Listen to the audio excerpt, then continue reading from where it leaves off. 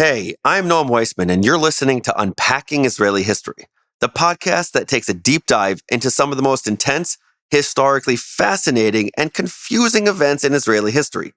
All that in just about 20 minutes. Yalla, let's do this. אנו מכריזים בזאת על הקמת מדינה יהודית בארץ ישראל. היא מדינת ישראל. We, the people of Israel, are prepared and anxious to meet the representatives of our neighbors without any preconditions. There are people in Israel and elsewhere say it's impossible to make peace between the Arabs and Israel or the Jewish people. I think they are wrong. Intifada. What does this word mean, and what does it evoke? For many Palestinians, they might hear the word Intifada and associate it with words like resistance, freedom, revolution, and maybe even liberation. For many Israelis, they might hear the word Intifada and think of fear, terrorism, and violence. If when you hear Intifada, you think of intense and horrific bloodshed, suicide bombings, you're probably thinking about the Second Intifada in the early 21st century. Those were bloody, violent years that saw over 1,100 Israelis killed, the vast majority of them civilians, and 8,000 wounded.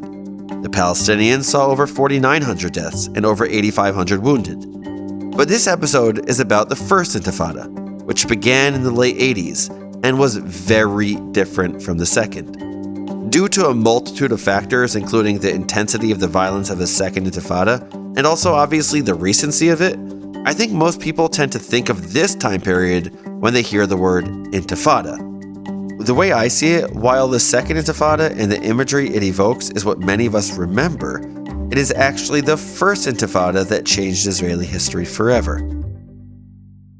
By the late 1980s, Israel had fought and won several major wars with its Arab neighbors and even made peace with Egypt. Things were looking pretty good. Israel controlled Judea and Samaria, the West Bank, which also contained a sizable population of Palestinian Arabs, as well as Gaza, which had 1 million plus Palestinian residents. In many ways, things were looking relatively good. There were meeting points and moments of coexistence between the Palestinian and Israeli communities. Israelis would drive to the West Bank to buy spices from Palestinian shops. There were Palestinians who worked with Jewish Israelis, and Israelis might have thought all was good. But something was brewing. On December 8th, 1987, an Israeli truck driver caused a motor accident in the Gaza Strip in which 4 Palestinians were killed. Amongst many Palestinians, rumors spread like wildfire that this accident was a deliberate act on the part of the Israeli civilian because he happened to be related to a young Israeli who was just killed by Palestinians a few days prior. The funeral took place the day after the accident in the Jabalia refugee camp, and what started as a procession and event of mourning turned into mass demonstrations. Over the next 10 days, riots erupted throughout the Gaza Strip and the West Bank. This rioting turned into the Intifada. Intifada means shake off in Arabic. The metaphor the Palestinians used was a dog shaking off the water from its fur, like the way Palestinians were trying to shake off the Israelis. The Intifada turned into an international story that lasted for 6 years and ultimately ended with the Oslo Accords. It began as a grassroots movement, but devolved into much more as the Palestinian leadership, otherwise known as the PLO, tried to grab hold of the resistance and take lead. The Palestinians boycotted Israeli businesses, and some utilized stone throwing and Molotov cocktails to assault Israeli citizens. In the end, many Palestinians and Israelis were killed. What we are interested in for this episode is 2 things. Firstly, why? What caused the Intifada? Why now? The Israelis took over Gaza and the West Bank 20 years earlier. Why did the Palestinians start rioting in 1987 and not 1967? The second thing is, how did this totally shift the Arab-Israeli or the Palestinian-Israeli relationships forever? Because it really did. Let's start with the first question. Sari Nusseibeh, a former president of Al-Quds University, explains the beginning of the Intifada in the clearest terms. No, it was not the fatal accident that caused the Intifada. Here's what Nusaibeh says. No one starts a volcano. The conditions for the explosion simply build up. When it's time for eruption, the eruption happens with fury.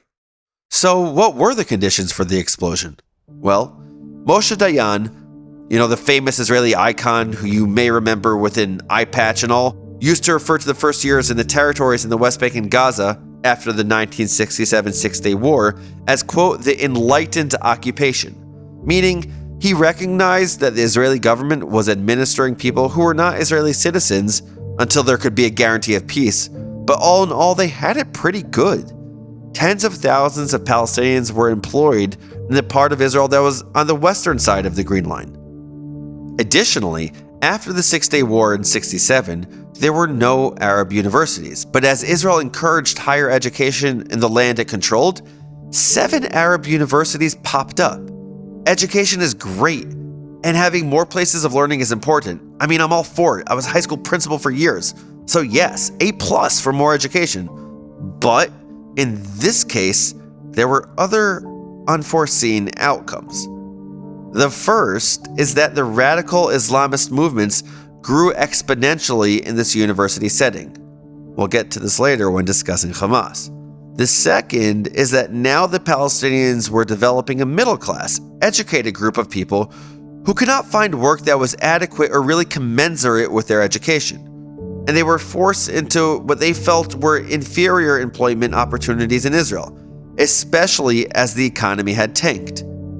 Israeli historian Anita Shapira explains that this caused bitterness and resentment.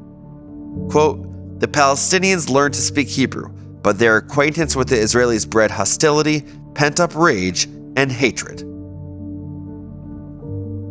With a greater nationalist intention, growing Islamism, and a really terrible and worsening economic situation, Gad Gilbar, University of Haifa professor, called this the double deprivation syndrome.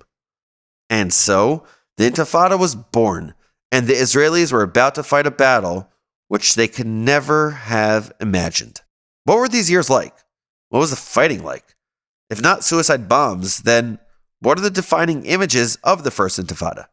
The young Israeli nation became military legends, thwarting 5 Arab enemies in the War of Independence in 1948, thoroughly taking down the Egyptians, Syrians, and Jordanians in the Six-Day War of 1967, and then defending itself again on its holiest day of the year, Yom Kippur, in 1973. Israel knew how to win wars. But how do you defeat teenagers who are throwing stones and Molotov cocktails dressed in street clothing? No matter how high-tech Israel was, battling in densely populated areas against teenagers was perhaps its hardest battle ever. Micha Goodman, one of my favorite Israeli writers, talks about how the reservists were often now in a position they never could have imagined. They were not handed weapons to guard the country's borders from a foreign invasion.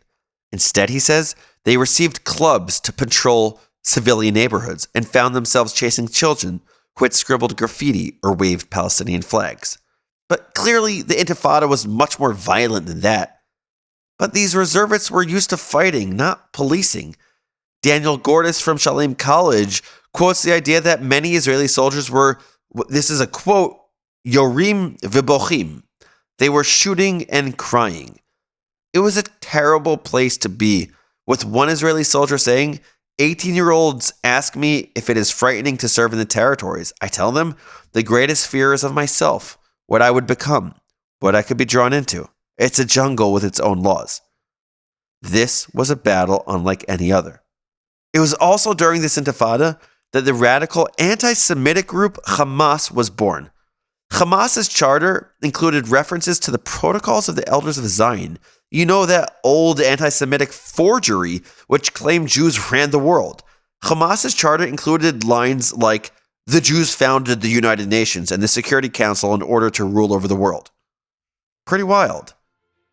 The ironic thing about Hamas, and this is really hard to understand, is that Hamas initially received support from Israel because Israel actually viewed the secular nationalism of the PLO as more dangerous than the religiosity of Hamas, which was initially, and this is important, initially focused on educating the Palestinian youth to focus more on Islam, charities, welfare, and health services. Obviously, this all changed pretty rapidly, and Hamas developed into one of the more sinister anti-Semitic terrorist groups in the last 30 years. But in Gaza, instead of PLO flags being raised, it was green flags of Hamas and Islam. This is major impact number 1 of the Intifada.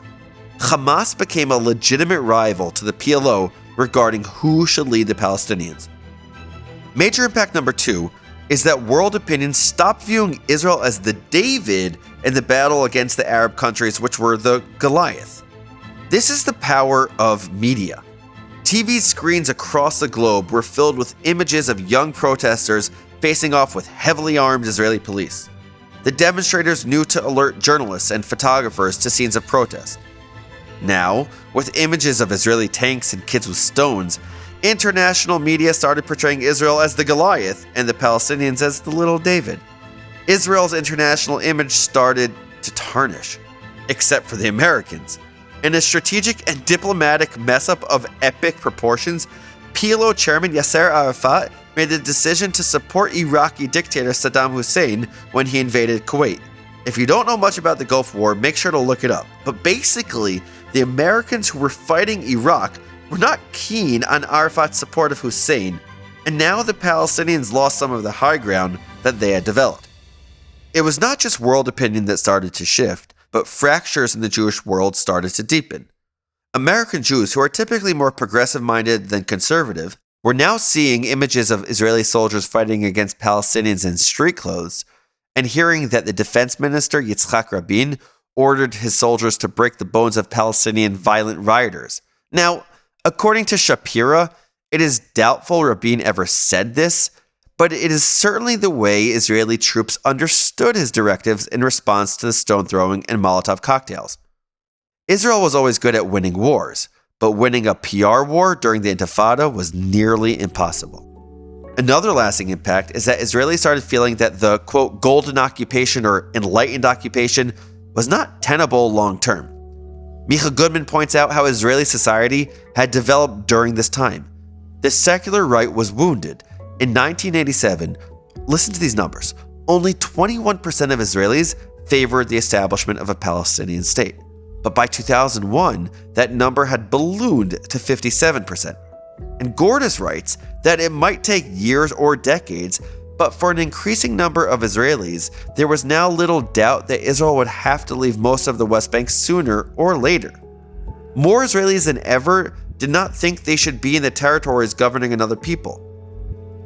Interestingly, public opinion in Israel would flip during the Second Intifada, which we'll discuss in just a few episodes.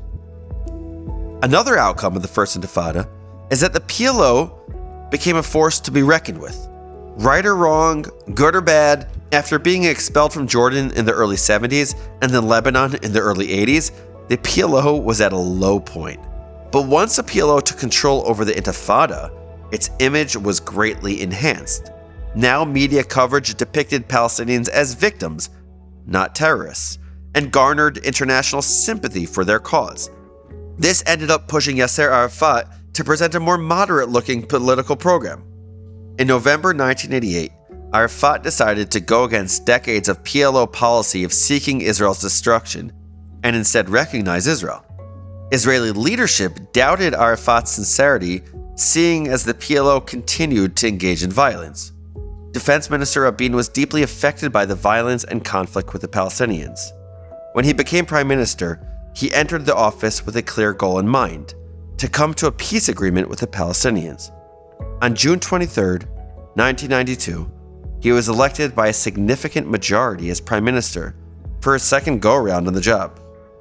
A year later, in September 1993, with the signing of the Oslo Accords, the First Intifada finally came to an end. Last thing I'll mention that was another outcome of the First Intifada that rarely gets mentioned is that King Hussein of Jordan finally relinquished his kingdom's right to the West Bank, which Israel won in 1967. Hussein was more and more troubled by the Islamization of the Palestinians and wanted to make sure Jordan was not part of this anymore. Hussein disengaged from the West Bank and wanted anything other than a spillover of the violence from the West Bank. Before Jordan left the West Bank and gave up any of its claims, some Palestinians hedged and did not give their full support to the PLO.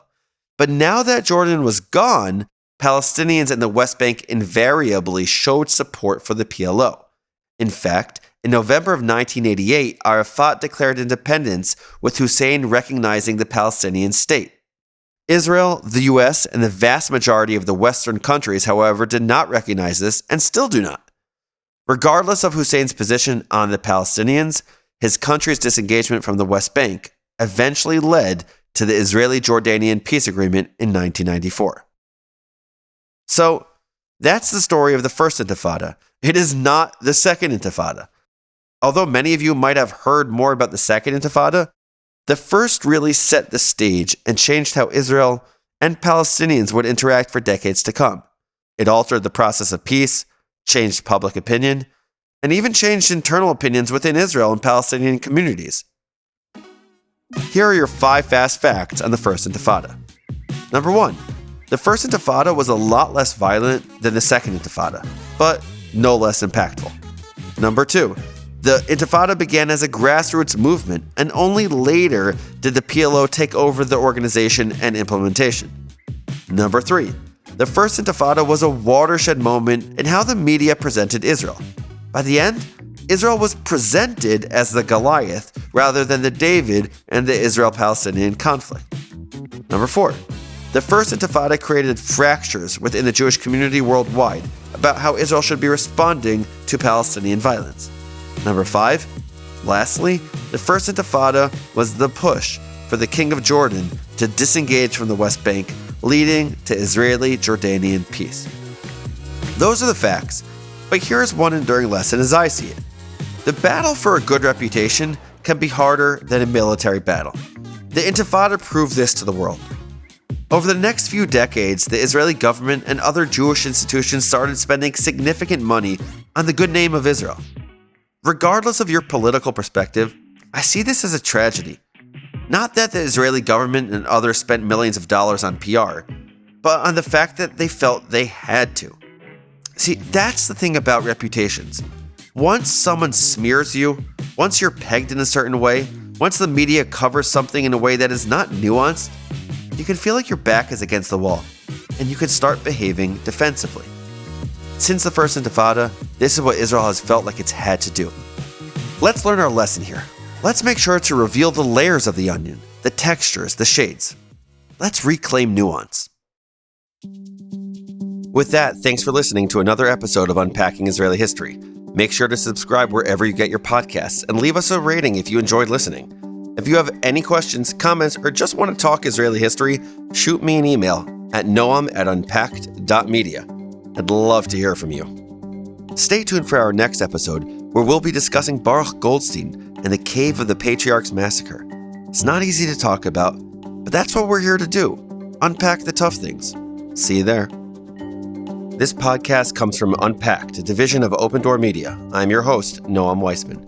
Our producer is Rachel Kastner. Research and writing by Avi Posen. Additional research and writing by Akiva Potak, Yitz Brilliant, Alicia Stein, Benjamin Elterman, Oren Peleg, and Eli Lichstein. Edited by Robert Pera.